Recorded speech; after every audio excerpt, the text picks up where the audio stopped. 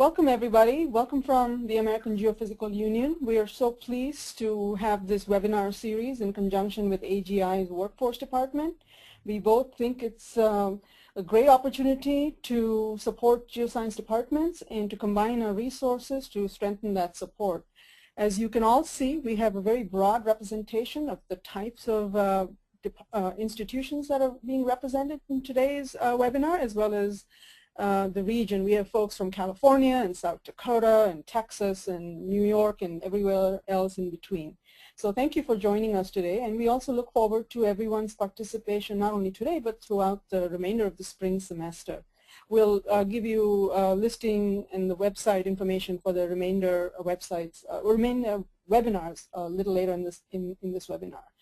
So I'm very pleased to introduce our two panelists today who have graciously agreed to share some of their expertise with us this afternoon. I'm pleased to introduce Dave Moog, who's the department chair at the Department of Earth Sciences at Montana State University, and Steve Whitmire, who comes to us from James Madison University, where he's an associate professor in the Geology and Environmental Science Department. So without further ado, take it away, Dave and Steve. Okay, well, this is Dave Moog in Montana, and Steve, why don't you say hi to the crowd from Virginia? Hello, crowd. This is Steve from Virginia.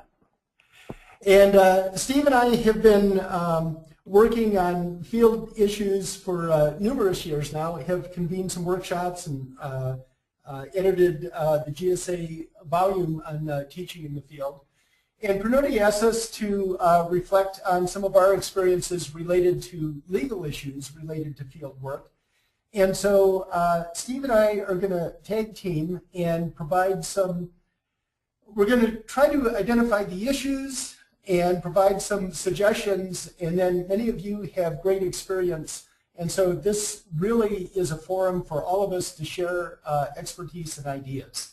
So can we have the next slide, please? And Chris, are you going to control the slides? So yes, I will. So anyway, so I just wanted to set the stage here. This is a quote from John Dewey that was presented in a volume by Rob Butler, and just to really affirm the idea that field work is really important. So here we go. The field is where the truth resides. It is the essential core of geology. Models are essential figments of the imagination, which must be tested by observation. Those who do no field work and do not gather data will never understand geology. Next slide, please. And Chuck Goodwin and I have recently written a paper in another GSA publication on synthesis on research and learning in the geosciences. And the premise that we would put out is simply that field work is good. And I think that many of us innately believe this. It's been enculturated in our training. But perhaps it's worth reflecting on why it really is important to do field work. First of all, it provides temporal and spatial reasoning on many scales, from hand sample and outcrop to regional. That simply can't be replicated in other learning environments. It provides the opportunity to transfer concepts and content from the classroom setting and to allow students to apply it in a new setting, commonly in the open environment of the field setting. It allows students to develop any number of skills, and it also introduces students to the community of practice of geoscientists. Students encounter the open, complex Earth system and all its wonder, and students have to make decisions in that field setting about what's really important to record or observe or collect, given the input from, again, the open system. There are very important effective gains that motivate students to learn in terms of forming networks among peers, peer-to-peer, as well as mentor-to-peer. And so I think that Steve and I would both recommend do field work early, do it often, and really do it at all levels. So when we're talking about field work, it could be the 2-hour exercise going to the creek near your campus, or it could be weekend field trips. It could be visiting mine sites or active sites of active geologic processes, or it might be the more extensive field camps. But given the benefits of field work has come under somewhat a bit of scrutiny recently about whether it's worth the cost or the risk to actually take students out into the field. And so what we're going to advocate here, we're going to try to identify many of the issues, and then the bottom line in all of this is, do you in your university's legal staff really have the same views on this? So we'll try to identify the issues and then maybe provide some strategies as well. So next slide, and it's on to Steve. Yeah, so a while ago, a couple of years ago, I guess now, Dave and I published a little blurb in EOS where we talked a bit about the trends in field education. And so some of this is sort of oriented more towards residential field camps, but there's certainly more to it than that, as Dave has highlighted. We just thought we'd put some of this information up there that was included in that EOS paper and then kind of go on from there, because it provides a little bit of background into where, the things we want to talk about today. So you can kind of see there that there was this trend of the decrease in summer field camps, and this is sort of the traditional 6-week residential capstone field experience where we went, 1985 or so, we went from 250 or so recognized camps that were pretty well known down to 100 or so, which is about where we are, give or take, I think, based on some of the information that's being compiled by Penny Norton. That's just about where we are today, 100, 110 at least that she has knowledge of. So there's been a significant decline over the past 30 years or so in the number of at least field camps that are available. If you want to advance the slide there. Some of the potential factors to this that we might want to think about are barriers to field work, and we'll certainly talk about a lot of these today. The time it takes to get out there and get into the field, and of course that depends on your location. Are you a city school? Are you a school that's actually out in the field already? There's always a decent cost associated with this, and that's not just summer field camps. That's also just the cost of getting vehicles, getting out there, all that sort of stuff. Liability is a big thing, and that's probably the greatest or the biggest issue we'll talk about today.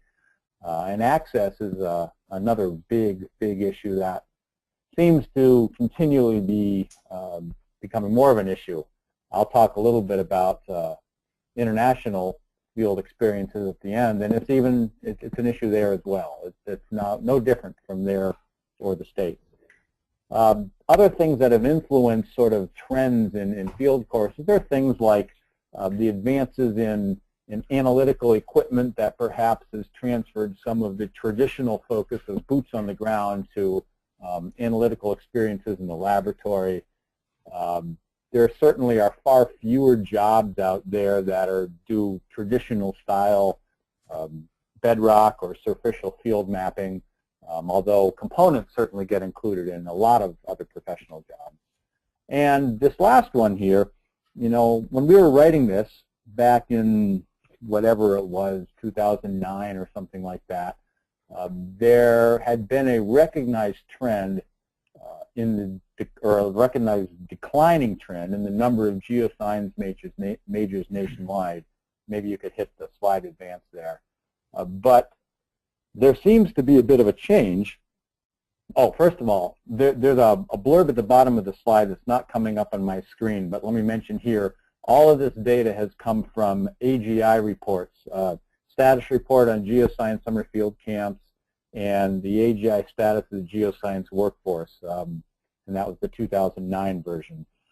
But talking to a lot of people in our discipline and a lot of departments across the country, We certainly have noticed at JMU a dramatic increase in the number of majors over the last probably 3-4 years anyway, and that seems to be replicated in a number of departments across the country. So my impression, although I don't have the numbers up on the screen to comment on that, my impression is that there is actually now an increase in the number of geoscience majors nationwide. And that last little blue line there that we have highlighted, implications for field courses, this is just anecdotal, but I have talked to several field course directors who have said that this year many field courses are oversubscribed. I know that's true of our course, where we were completely full by the beginning of December with a substantial waiting list. I was just contacted the other day by mother of a student at one of the other Virginia universities who so far has gone through 6 different field courses, every one of which is full. It almost seems like this decrease in field camps over the last 30 years has now produced a situation where an increase in the number of majors is now almost swamping our capacity to educate students in these capstone field courses. That's maybe a different issue than what we want to talk about today, but it is a rather interesting trend where the tables have almost turned from what we were talking about only 5 years or so ago. Okay, next slide. And this is Dave, I think. Yep. So really the underlying message that we want to leave everybody with is that planning and preparation really are essential. And there's a couple of resources out there that we put together through the Cutting Edge program that are available. And Steve and I did a workshop prior to GSA on designing an effective field experience. And you can see the link there. And many of the issues that we're going to talk about today actually go into the design of effective, and I would also say safe field experiences. And then the second bullet, field trip safety, this is a module that was put together by Barb and Dave Tewksbury that we have mounted on the CERC site as well. So the bottom line is we really would like to help you minimize risk and liability in the first place, and the theme of this talk really is an ounce of prevention. Next slide, please. Okay, so just starting with some basics, and keep in mind that a lot of what we're going to talk about here is based on our experience. Dave's been doing field excursions and field experiences for a long time, including RUs and that sort of thing. I've been sort of managing and leading the JMU Ireland field course for about a dozen years now. So a lot of what we're going to talk about is just sort of our experience, but we know all of you have a lot of experience as well, and certainly our suggestions are not the only or maybe even necessarily the best suggestions, but hopefully they'll provide some things to think about. And some of the first things, the most basic things that I think you want to consider are you are responsible for the safety of the people in the group as the authority figure. And, you know, the responsibilities to the group are first and foremost you, your faculty, your TAs, but then your students, of course, also have responsibilities to the group as well. And a lot of this can be laid out up front in terms of a set of policy forms. So these, you know, we use them both, you know, as informational and policy forms, both for field trips that we run out of courses, you know, maybe for an afternoon, or weekend field trips. And of course, we have a whole suite of these things that are set up for our field camp as well. You know, put it in writing, lay it out up front, what you expect of the students and how they need to behave. And that also includes, obviously, consequences for things. You know, what happens when things go wrong, and what are the consequences if, you know, the students, for example, or TAs even, are initiators of some of these problems. I will say, this is highlighted in a later slide, but I will say one of the things that I learned pretty quickly is that things will always go wrong, or at least things will always go differently than you expect. And it's not a, is something different going to happen? It's, yes, something is going to happen. You just don't know what it is. So you've got to understand that flexibility is the name of the game. Sooner or later, things are going to happen, and you've just got to be in place to deal with them. And one of the ways to start to address that is to have these policy forms up front. One of the most obvious ones, things that you need to have ready to go, are medical and emergency contact forms. You know the medical information about all your students. Especially make sure you know of any existing conditions that may have to be dealt with if something comes up in the field. This is also critical for anybody that may be, say, a first responder or an EMT if something really drastic does happen. But have that information. And a lot of times it also means bringing it with you in sort of a sealed envelope that only gets opened if something happens. One thing that we've sort of learned the hard way is make sure everybody that's a vehicle driver knows how to get to the nearest hospital.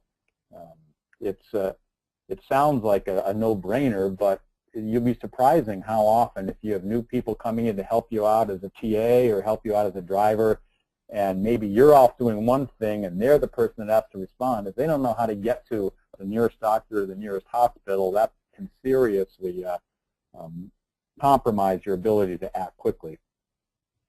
Make sure you know the student's insurance information, or at least have it on file in your department so somebody can find out.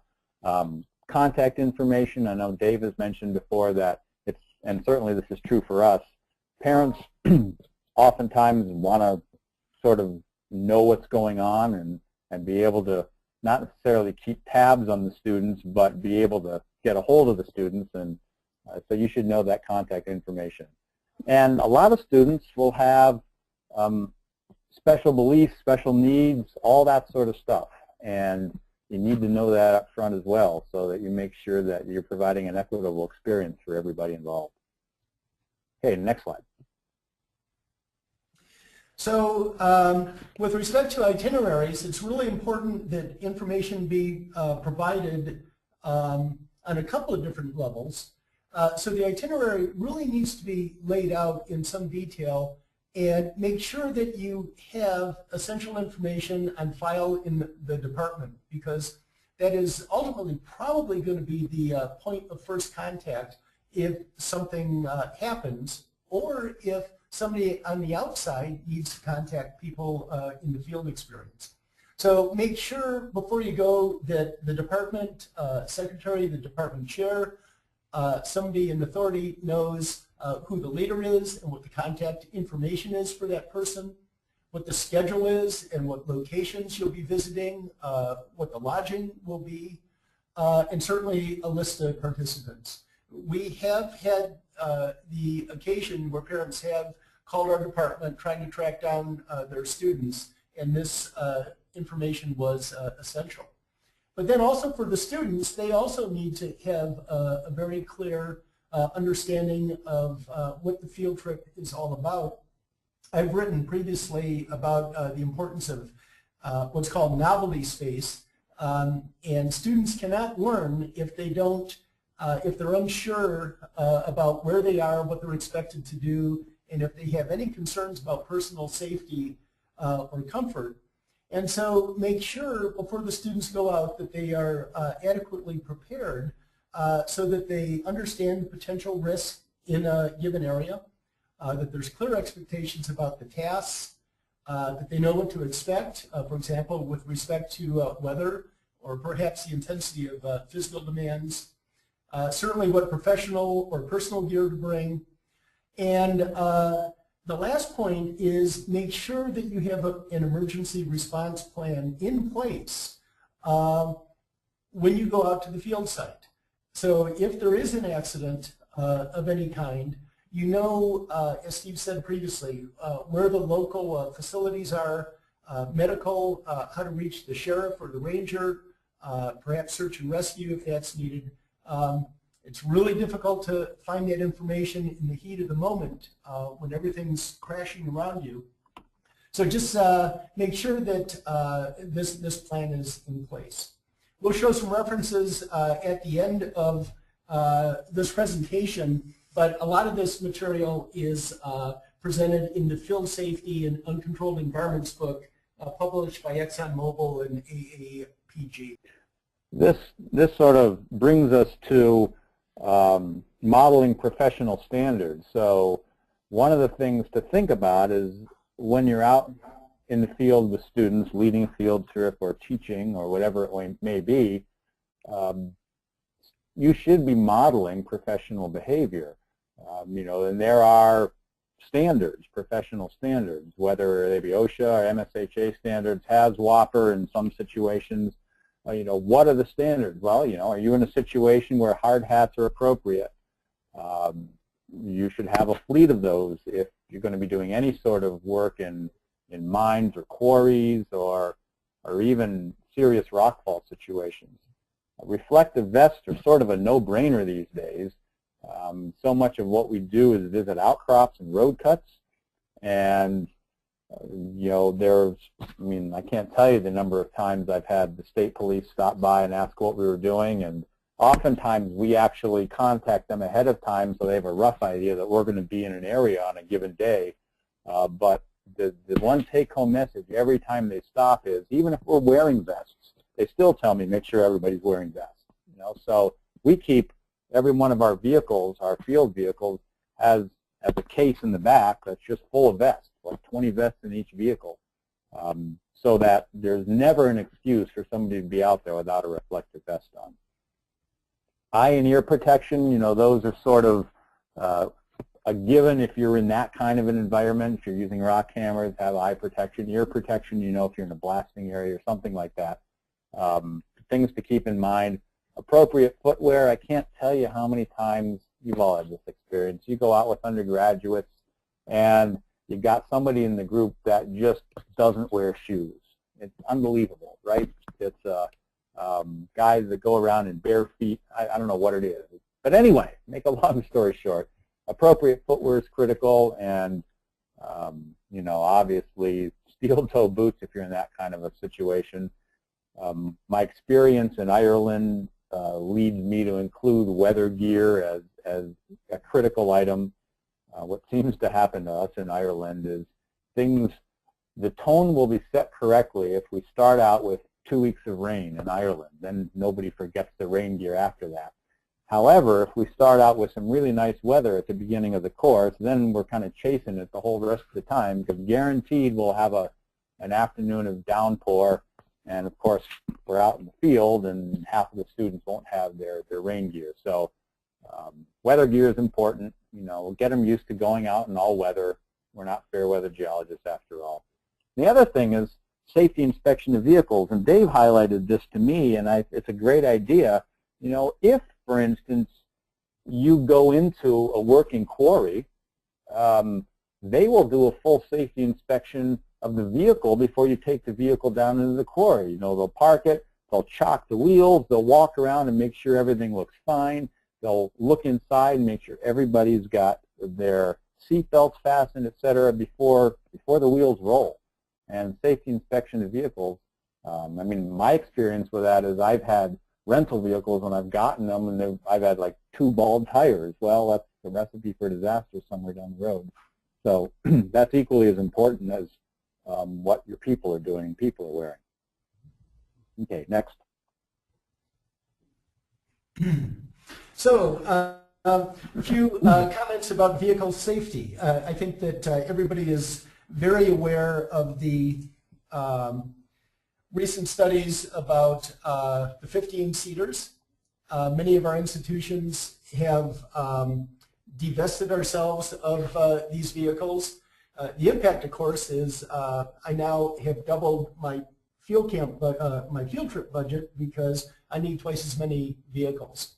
But a few questions that you might want to ask going into this. Is it in your best interest to use your institutional motor pool if that's available? In some cases, departments run their own vehicles, have control of their own vehicles. That brings certain liabilities because you've got to worry about the maintenance and upkeep of the vehicles on your own. We've recently gone to a fleet contract where we're using Suburbans and other similar vehicles from one of the commercial vendors. That has some advantages because we don't have the maintenance costs. It's a little more expensive in some cases and is a little more inconvenient in terms of having to pick up the vehicles. But if you are running from a commercial fleet, I would really make sure that the contract asks appropriate questions about the appropriate nature of the vehicle. So for example, do you need four-wheel drive? Out here in Montana, do we need snow chains? Turns out that our field camp last year had regular street tires on their vehicles, and they had something like 15 flat tires because they didn't have sturdy enough tires on the vehicles. So obviously anytime you have a flat tire, that's an opportunity for a blowout on the highway or people being injured while changing the tires.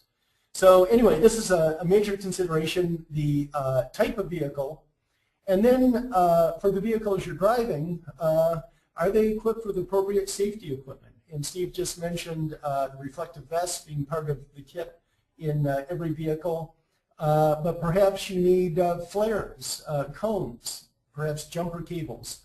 And on our field trips, we have at least one vehicle that's equipped with a full crash kit, including backboard and more comprehensive equipment. I went out with the Lunar Planetary Institute on a field trip to the Stillwater, and they carried an AED defibrillator as well. So these are all things that you might consider. Now, use of personal vehicles. We certainly don't recommend this, but in some cases there may be circumstances where this is appropriate. The real problem here is that you don't know the condition of the private vehicles, and you also don't know the condition of the drivers as well. You don't necessarily have direct control. And so this probably is something that you want to avoid. But I will say that we have a situation here in Montana where we offer a snow dynamics and an avalanche course up at the ski area on Friday afternoons. Well, it turns out that the students already go up there on their own, ski for the morning, and then go to the class in the afternoon. And it just doesn't make sense to have them come all the way back to campus, get in the vans to go back up to take the class. And so in that case, we provide a disclaimer for what it's worth, where the students acknowledge that they are indeed responsible for getting themselves and any riders up to the mountain and back. And then the other thing, of course, I think that most institutions really require some kind of certification for the drivers, whether it's TAs or students in the class. Depending on the type of vehicle, we have an online safety course. For some of the larger vehicles, we require behind the wheel driver training. And there's actually kind of a neat thing on our campus where we have an outdoor leadership group where the students not only get certified in safe driving techniques, they're also trained in wilderness first response and a number of other outdoor leadership skills. And I've been able to contract with those students to be student drivers for field trips, particularly when I do the cutting edge workshops out here as well.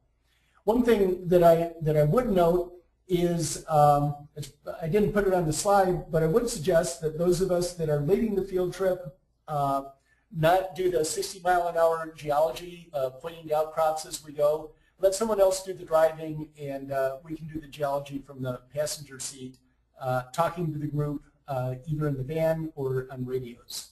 So, next slide. I'll make one comment to what Dave just said.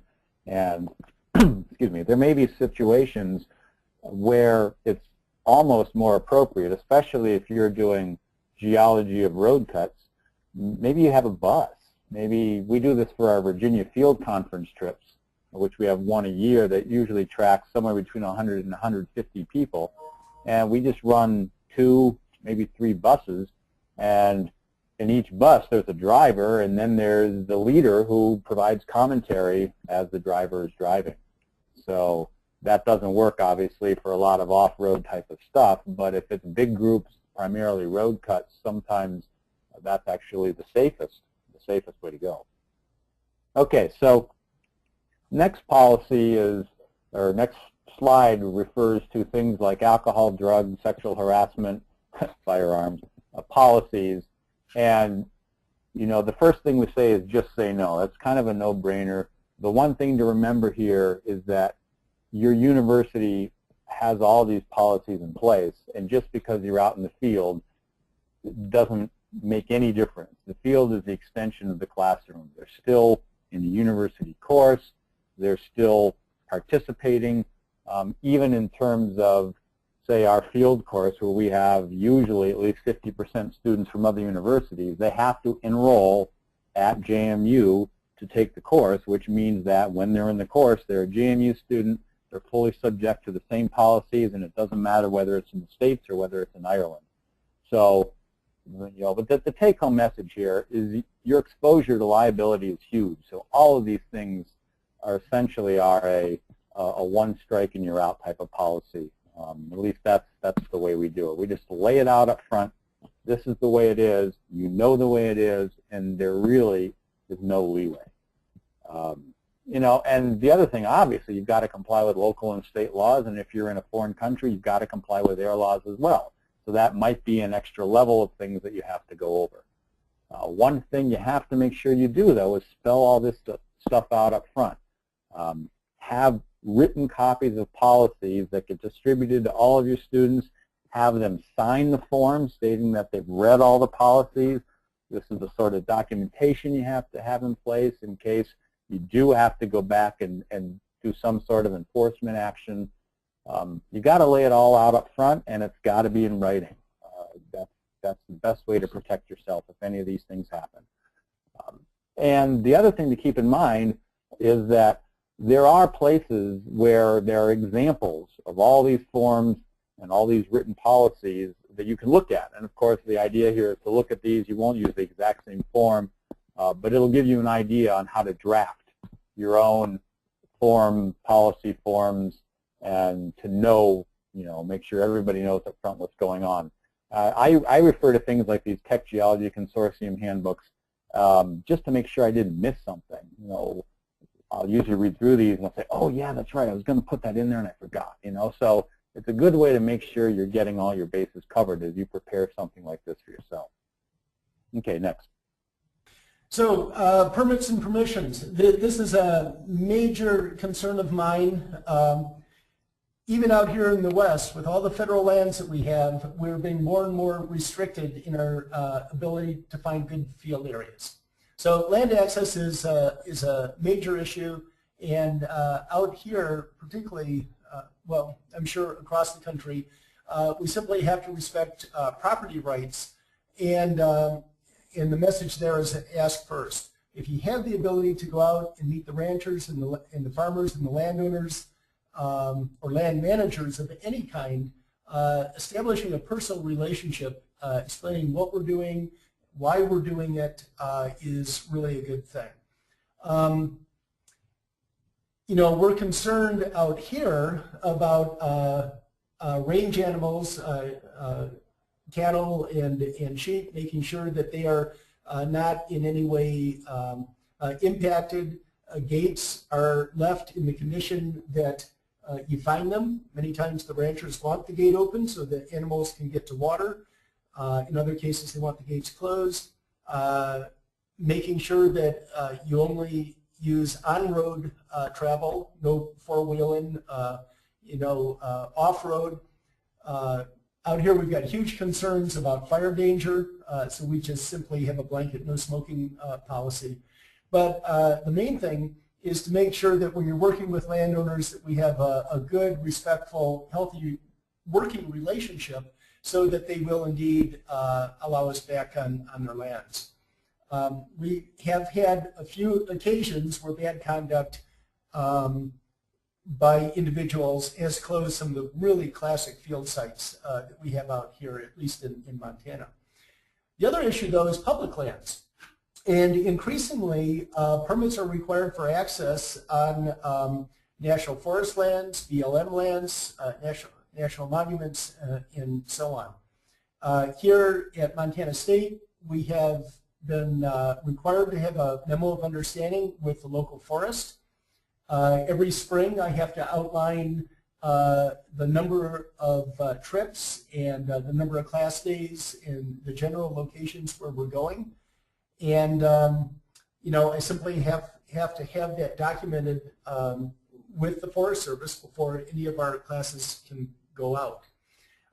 We have heard anecdotally that in some forest districts that the rangers have required getting an outfitter's license, and that can be quite an arduous task. And you say, well, you know, I'm not an outfitter, but their viewpoint is anybody that takes a group out into public lands falls under the category of outfitter. So again, I would just encourage good communications with the land managers, with the district rangers.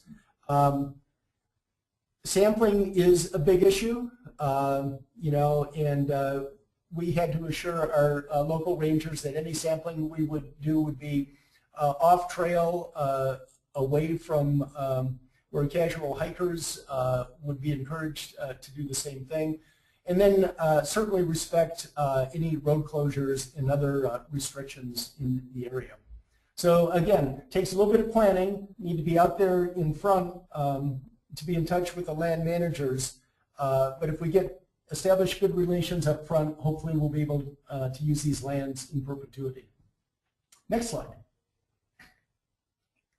So this slide is sort of an extension of some of the things I was talking about before, which is, you know, student code of conduct. The field's an extension of the classroom, and that's the best way to view it. They're in class, they're subject to all of the university code of conduct requirements, and that should be spelled out and made perfectly clear right up front.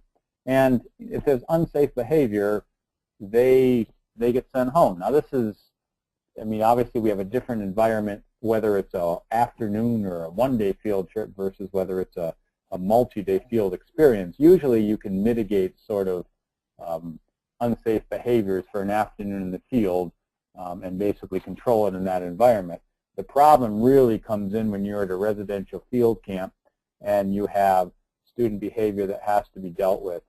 And you have to make it clear that dismissal is an absolute possibility if behavior is not corrected, you know. And again, I said a one-strike policy, well, maybe a warning and then a strike and you're out, that sort of thing. Of course, it depends on the severity of the situation. One thing to keep in mind is if you, whenever you have any inkling that a student is going in the wrong direction, you need to start documenting what's going on. You need to have written documentation of all the communication, everything that's happening, because at some point, almost for sure, it's going to get passed up to a higher level than you. And, you know, in our situation, we go through our Office of International Programs, and as soon as something starts happening, we're in contact with them. We keep them fully abreast of the situation because we know if something happens from the other end, you know, later on students or parents start getting in contact with the university, they need to have the full situation. So full documentation is really important. Now, I will give one caveat there, and that you have to remember that everything that's in writing is subject to the Freedom of Information Act. So this means that all emails, all written documentation, all of that stuff can be requested by an outside party to be viewed. Yeah, they do have to cover the amount of time it takes for you to reproduce, and so there is, I mean, it's supposedly free, although it's not really free because you can charge people for the amount of time it takes to reproduce the material.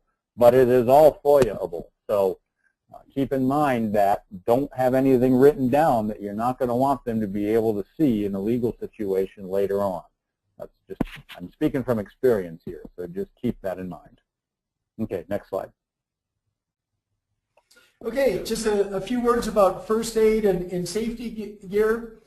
You know, I think it's worthwhile for all of us to think about what is really required for a given field event, what's reasonable, and what's really prudent. So with respect to first aid, I guess the question I would ask among all of us, how many of us have some type of formal first aid training, whether it's basic Red Cross, screen went blank there, wilderness first responder, that's the level that I keep, or full EMT training, which may be a bit of overkill.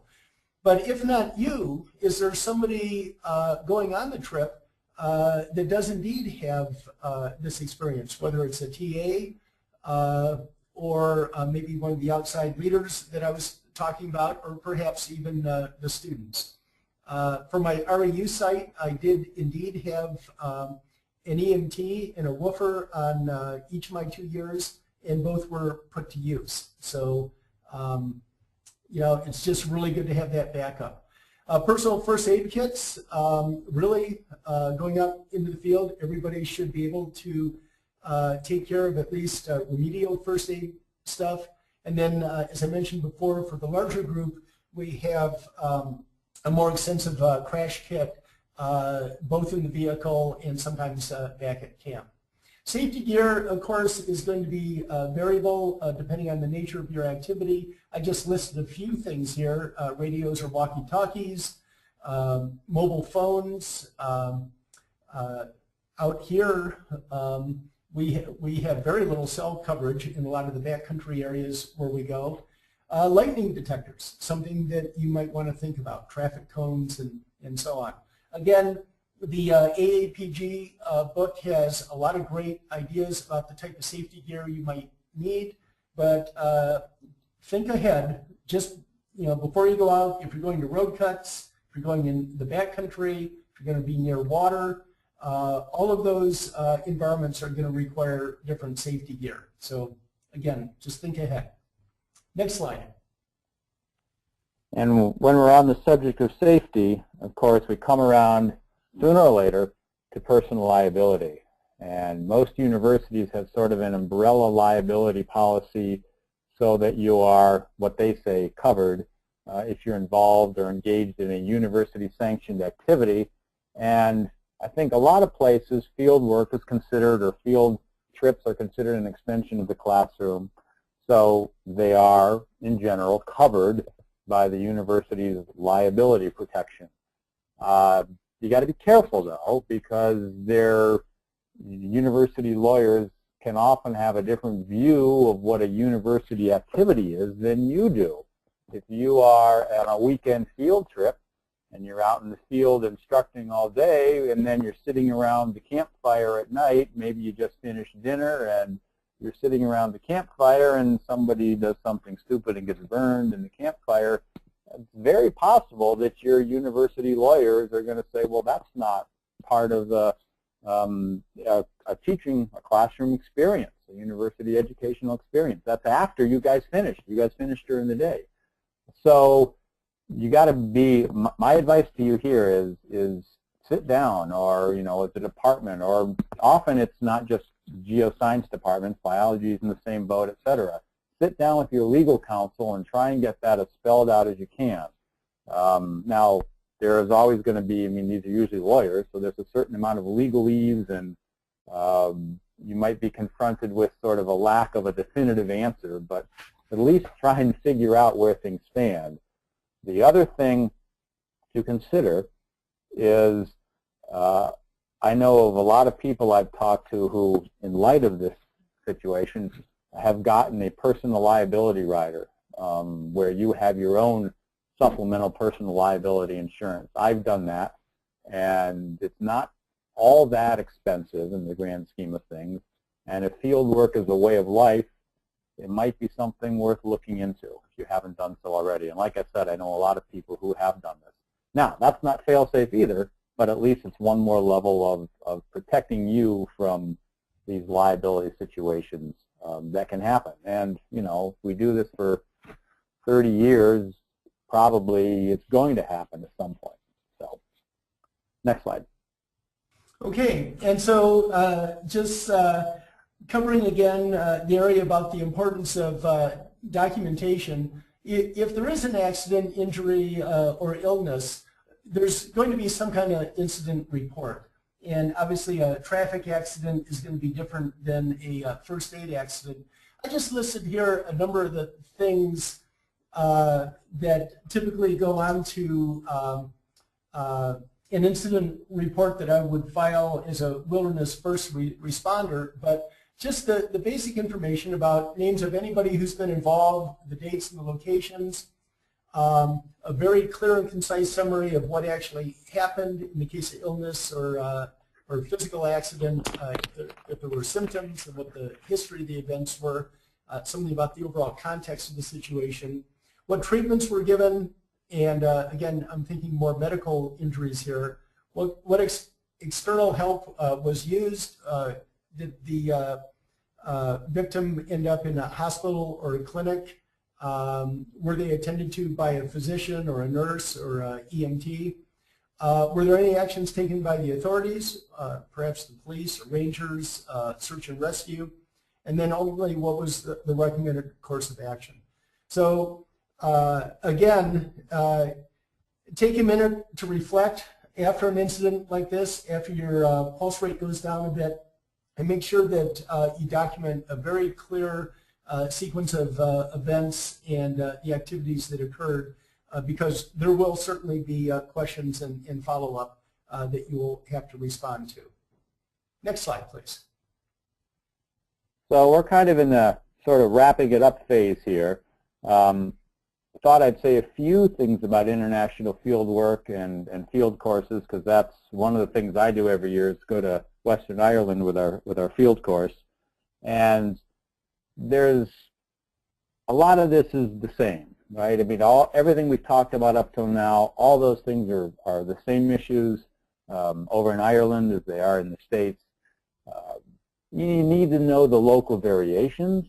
So how accidents, vehicle accidents are dealt with in Ireland are a little bit different. You know, make sure you know the sort of auto insurance situation, whether you need to have an international driver's license or not, how all that stuff is handled abroad, because it can be different. Ireland's not too different from the U.S., but I'm sure other places are quite a bit different. It's helpful to have an umbrella organization to sort of cover legal and problem issues. You know, at JMU, we have a very well-established Office of International Programs that has their own staff that handles, basically provides supplemental medical insurance, handles any sort of basically logistical stuff at the registration end of things, although we do logistics over there. But they also are the umbrella organization that covers any issues. And it's really nice to be able to provide all this stuff to somebody else who can then filter it for you from a legal standpoint that has more background in that sort of stuff than I do, and I'm just trying to run my field course. Obviously, know the local laws, policies, and culture. You know, cultures can vary a whole lot, and you need to know that sort of stuff. It becomes ever more important to know how to handle the emergencies, know what to do in an accident with medical issues. Again, know where the hospitals are, know how they operate where you are. Maybe hospitals aren't the way medical situations work in your international environment. So you got to know that. We require all students to have supplemental overseas medical insurance to cover any sorts of things, emergency stuff. What it does is it covers basically having to fly somebody back to the States if it gets to that point. Everybody has to have their own medical insurance or they can't go, but this requires some extra above and beyond things that just basically, if it's a really bad situation, it provides that coverage to get them back to the States to do what has to be done there. It's not expensive. It's just built into the fee of the course. And like I said before, have documented procedures in place to send people home.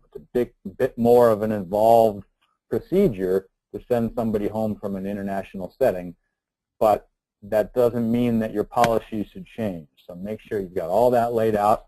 We've had to do it, not very often, fortunately, but we've had to do it. So just make sure that's all laid out. And the final thing, I mentioned this before, my experience is that every year that I've taught the field course, issues have arisen.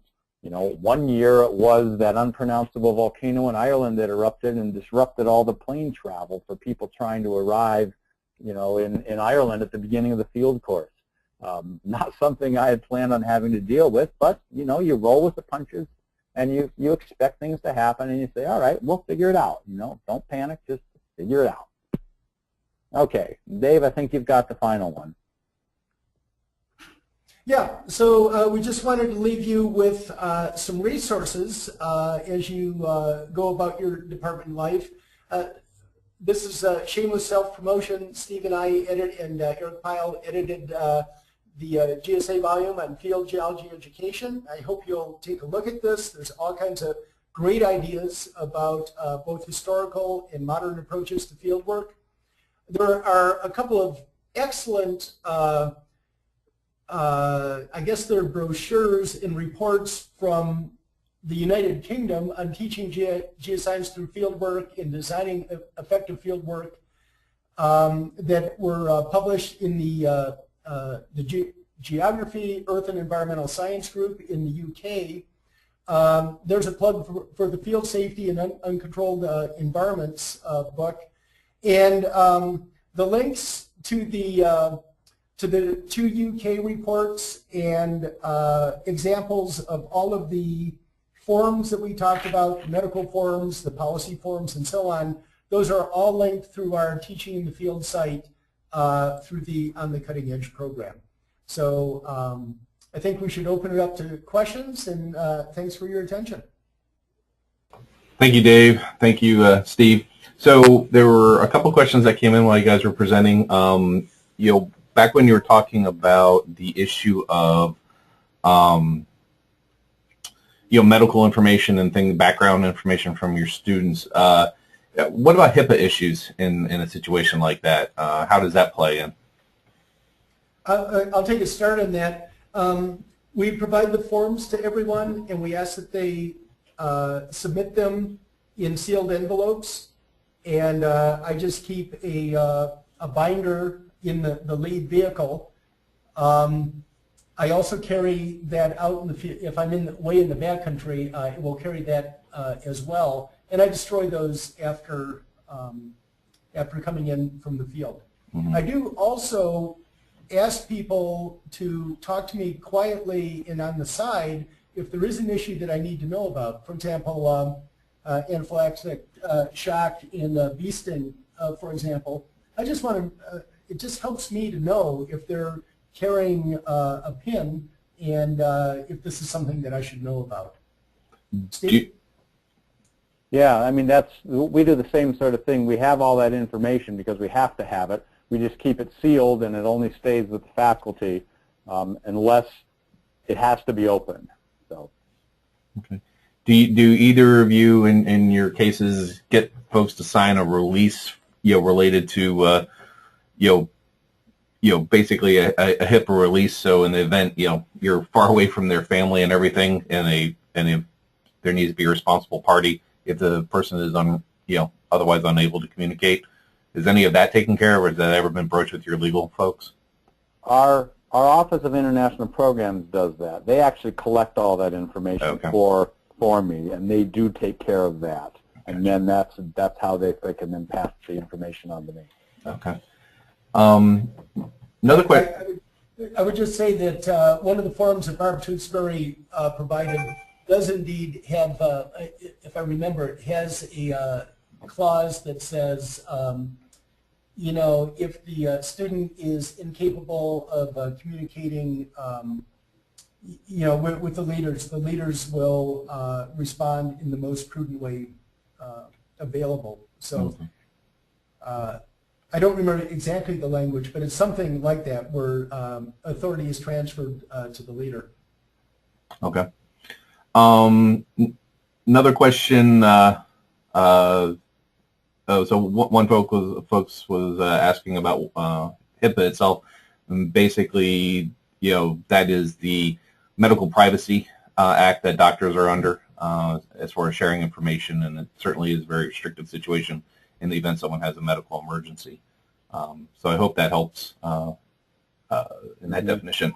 Another question, interesting sort of two-part question, were more on some legal participation issues. So what about the responsibility of you and your institution of providing ADA-related access to field experiences?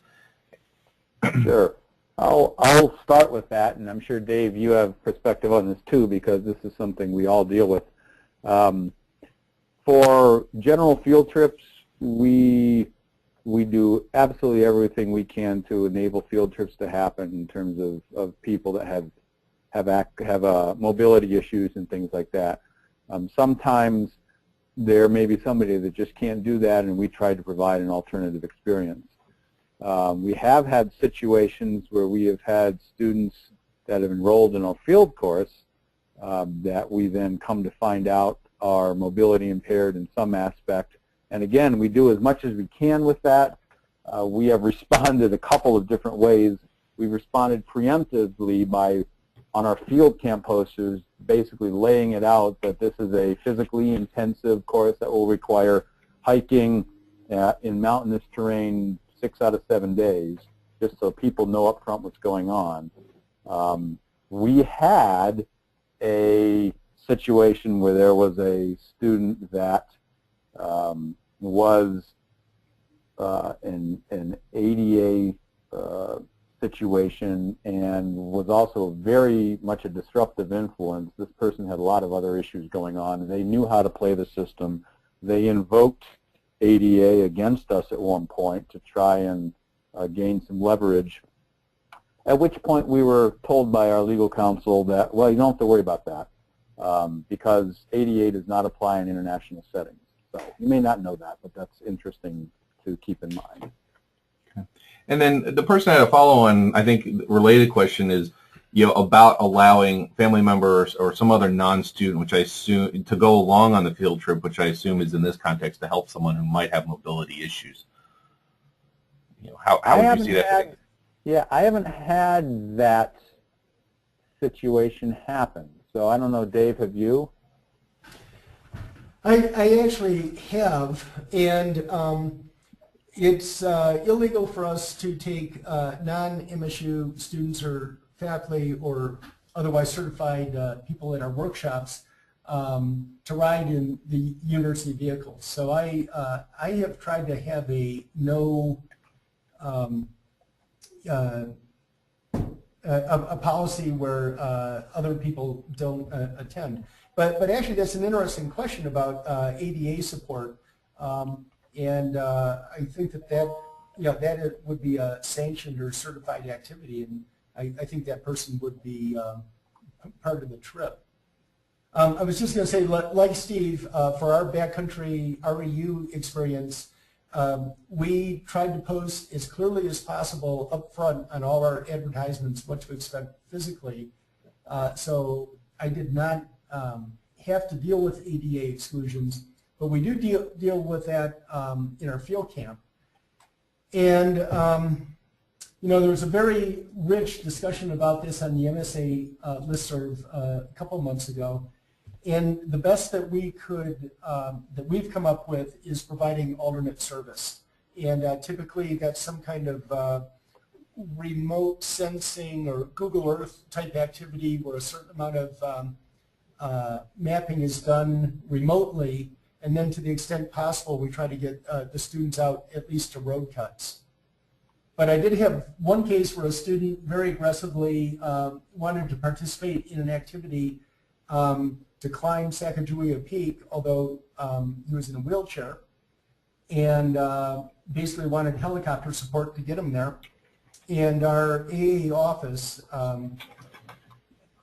basically said, no, that's out of bounds, and they ultimately supported us in terms of excluding that one individual from that activity, even though we had tried to find alternatives. So I would work also with your either human resources or affirmative action office to make sure what you can and can't do. Mm-hmm. So I mean, I guess one of the follow-on questions was, trying to accommodate on the ADA side, but what about the legal requirements? I mean, basically, can that be a forced issue? You put up the warning about this course is going to be physically rigorous or whatever, but what is the, in essence, the legal power that could be pushed down on you to find an accommodation? Well, my only experience is the one I just mentioned, where our affirmative action office said, no, this is not a reasonable request, and they did back us up. But so I'm sorry, I don't have a definitive answer for that. My comment on that is, if it really comes push to shove, it's got to go above your level. You get the university involved, and they've got to make the call. So, Martin Farley asks, regarding the safety equipment, things like the lightning detectors and all, do you have a recommendation for places to find suggestions for, what are the best devices, best sources for some of the safety equipment? Oh, I don't know about lightning detectors, Dave. You go with that. Yeah, I'm not sure. We typically go with some of the just online catalogs like Forrester's, and some of those groups really have quite a good inventory. I actually, the first time I used a lightning detector was with the LPI crowd up on top of the Stillwater complex this summer. And it did work, and it was needed, but Alan Tremaine brought that, and I don't have one. So I guess while we're talking, I could do a quick Google search, but I'm sorry. Okay. A lot of the other stuff like field vests and all that, those are available all over the place. Even Walmart has them. So another question regarding the common practice of student drivers and about using undergraduates as van or university vehicle drivers, and what are the liability issues, and whether anyone in the in the general group here participating has some unique perspectives on that. We, because we are an undergraduate institution, we have a certified driver policy in place. We have lots and lots of undergrad TAs, and they all have to go through driver training for vans and things like that. So we have a pretty well in place system and policy for undergraduate drivers, and we don't stray to non-certified drivers. So it's either our TAs that are certified or faculty, and that's it. Okay. Okay.